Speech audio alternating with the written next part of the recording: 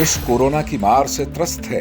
आम लोग बहुत से विरोधाभास देख रहे हैं, महसूस कर रहे हैं, त्रासदी झेल रहे हैं, लेकिन कुछ करने की हालत में नहीं है। दिल्ली लॉक कर दी गई है, लेकिन दिल्ली की सीमाओं पर चल रहा किसान आंदोलन ऑन है। सियासी मजबूरी की वजह से मुख्यमंत्री अरविंद केजरीवाल किसानों से घर लौटने की अपील नहीं कर पा रहे हैं।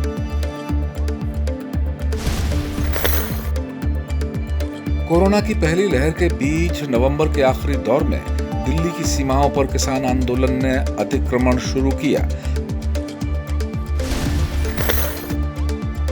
शुरुआती समर्थन के बाद आम लोग भी अब किसान आंदोलन से उब गए हैं। इसकी वजह से बहुत से लोगों की मुश्किलें बढ़ी हैं, लंबा रास्ता तय करना पड़ रहा है। बहुत से लोगों का रोजगार छिन गया है।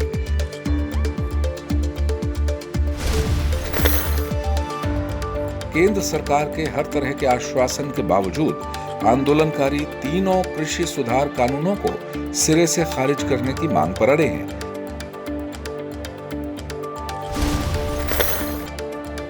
आंदोलन को गैर जरूरी मानने वालों के सामने गैर बीजेपी पार्टियों ने कई दलीलें रखी।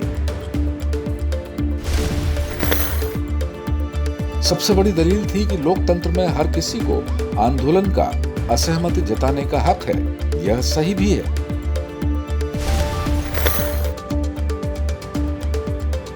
अब बड़ा सवाल है कि अगर आप अपने लोकतांत्रिक अधिकारों के पक्ष में तो खुलकर राय रखते हैं, लेकिन देश में लोकतंत्र को बहाल करने वाली प्रक्रिया को लेकर ही सवाल भी उठाते हैं, यानी चित भी मेरी और पट भी मेरी, तो फिर या तो आप तानाशाही सोच पर भरोसा रखते हैं या फिर बच्चों की तरह नादान हैं।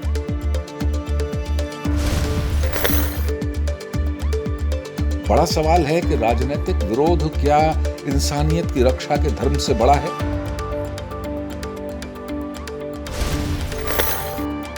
कोरोना काल में प्रचार में जुटने वाली भीड़ पर ऐतराज जताने वाले किसान आंदोलन खत्म करने की मांग क्यों नहीं कर रहे हैं?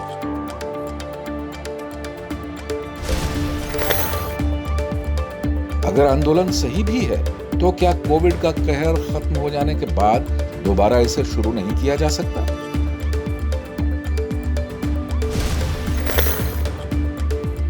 इस समय किसी का भी ध्यान किसान आंदोलन की तरफ नहीं है। ऐसे में क्या इसे कम से कम स्थगित करने पर विचार नहीं करना चाहिए?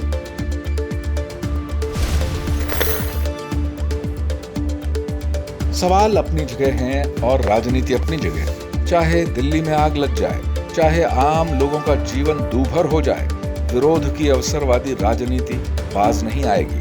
दिल्ली की सीमाओं पर किसानों का अवैध जमावड़ा अगले साल फरवरी-मार्च तक चलता नजर आ रहा है, क्योंकि तब देश के सबसे बड़े सूबे उत्तर प्रदेश में विधानसभा चुनाव होने हैं।